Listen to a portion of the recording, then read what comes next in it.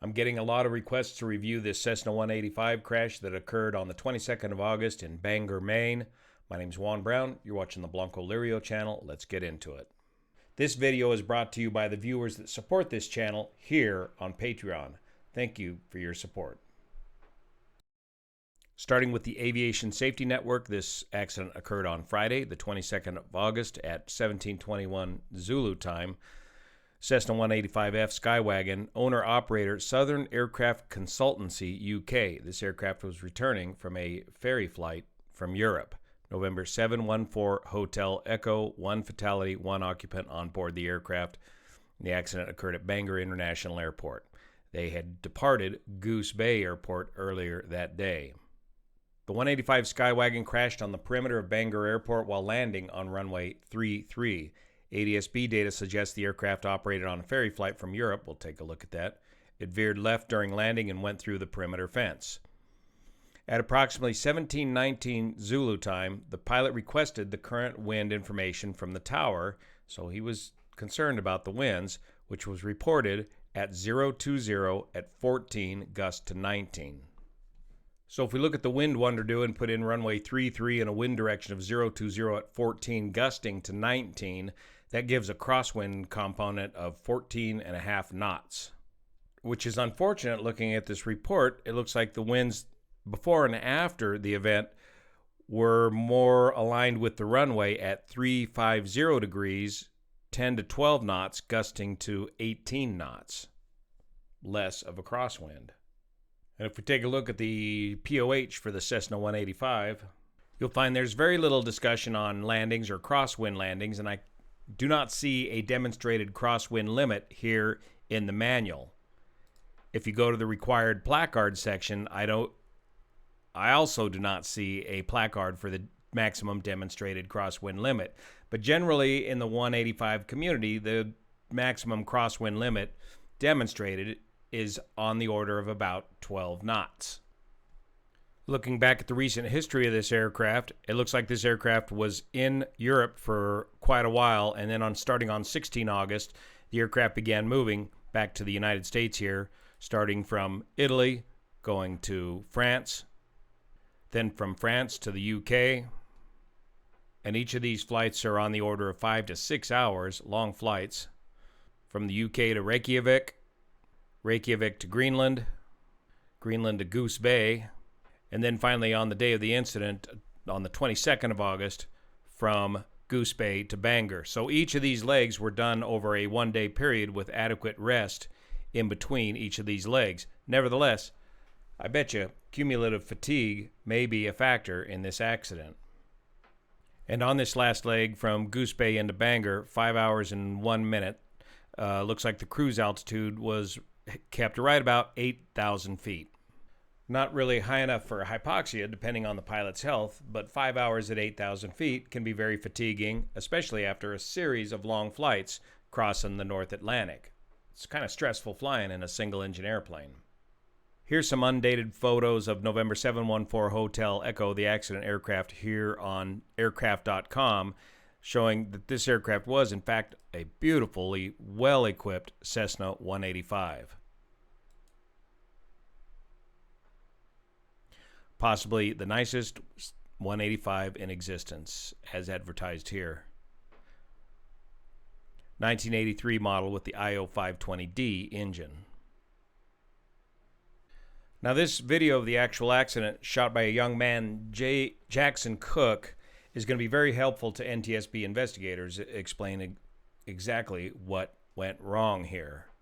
So thank you, Jackson, for shooting this video and getting it to the NTSB. So he's coming into runway 33 at Bangor. It looks like he's using the recommended 20 degrees of flaps instead of full flaps for a crosswind landing.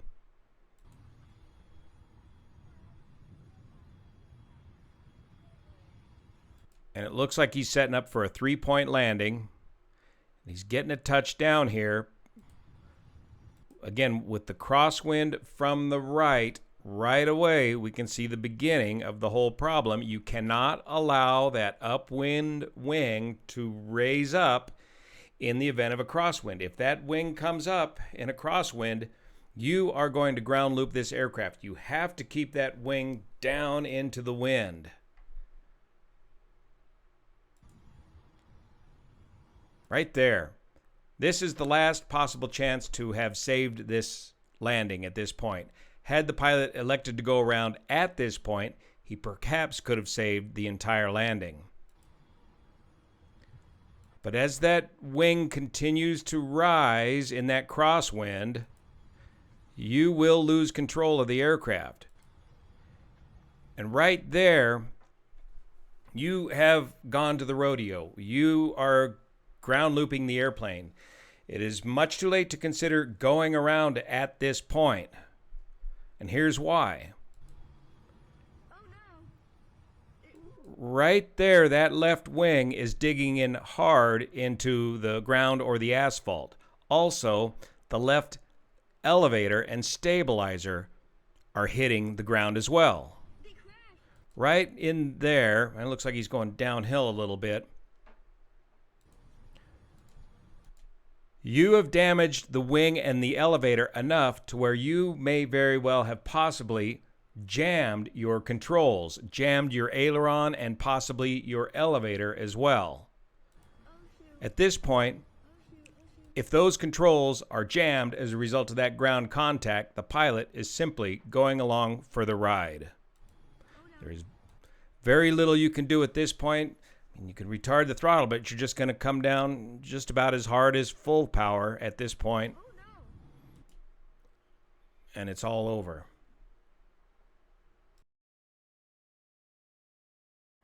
So investigators will be looking closely at this post-crash wreckage and check out this left elevator and stabilizer. Did that elevator make contact with the ground hard enough to jam that elevator up in that up position? Here's the aircraft after the crash with the elevator still in the up elevator position. Also, too, they'll be looking very closely at this left wing. See the damage to the left wing that was made during the ground loop? Was this left aileron subsequently jammed as a result of this bending of the wing upon the first contact with the ground? Investigators, of course, will be checking out the pilot very close, see his experience, his age, his recency of experience. Was he a hired gun, hired to ferry this aircraft back to the United States, or was this the owner-operator of the aircraft? The 185 can be landed either the 3-point landing, traditional full stall 3-point landing, which is actually the preferred method, as it says here in the manual, normally should be 3-point, or it can be wheel landed. In my opinion, I would have considered, having owned a Cessna 180 before and having ran out of crosswind limit rudder authority before in a Cessna 180 and had to go into the infield a little bit without damaging the aircraft, I would have considered using a wheel landing in this particular situation just to get a little more speed and a little more control authority in dealing with that crosswind and make sure that wing stays down in the wind and that wheel, get those wheels pinned on the runway, the main wheels. Now, the problem with the wheel landing is eventually you're going to have to lower that tail, and that's where you may experience the limit of your rudder authority in dealing with this crosswind. And if it begins to go on you and you cannot stop the ground loop from starting with a rudder and a slight application of brake, you may have to take it into the wind and allow the aircraft to stop a little bit off the side of the runway. But in this case, the wind picked up the upwind wing, and there's just no stopping that. You are going to the rodeo. You have to keep that upwind wing down in a crosswind. Even if you find the maximum demonstrated crosswind limit of the aircraft, it's not a hard limit. It's only the maximum demonstrated crosswind limit as demonstrated by a test pilot while they were certifying the aircraft. Now, when flying small airplanes at the end of a long flight, it's unlikely that you're going to have a whiz wheel around or a co-pilot to help you figure out exactly what the crosswind is based on what the tower is reporting. In the airlines, yeah, we are required to know exactly what the crosswind is, the crosswind component, and compare that to our hard limitations in our pilot operating handbook for the airlines. But for General Aviation Part 91, here's an interesting WAG that the Bold method comes up with to help figure your crosswind speeds. If the crosswind is 30 degrees off your heading, you can do that math in your head really quick, pilot math, how many degrees off a heading the wind is. If it's 30 degrees, use half of the total wind speed. You debate whether you want to use the wind speed or the gust speed. If it's 45 degrees off, figure 75% of the wind speed for your crosswind component. If the wind is 60 degrees up to 90 degrees off of your runway heading, just use all of the wind speed for your crosswind considerations and plan accordingly. Now, without getting into a big discussion about how to do crosswind landings, especially in a Cessna 180 or 185, you're basically side-slipping the aircraft. And this is the best empirical way to determine if you are going to exceed your crosswind limit. While you are on final, you are getting that wing down into the wing. That's going to cause the airplane to go this way. So now you got to give opposite rudder, in this case left rudder, to keep the aircraft going straight down the center line. So you are slipping the aircraft. As you are on final doing this and you are finding that it's taking full rudder authority to keep that nose straight down the center line of the runway, you are exceeding the crosswind limits of that aircraft, and it's time to go find a different place to go land that's more pointed into the wind.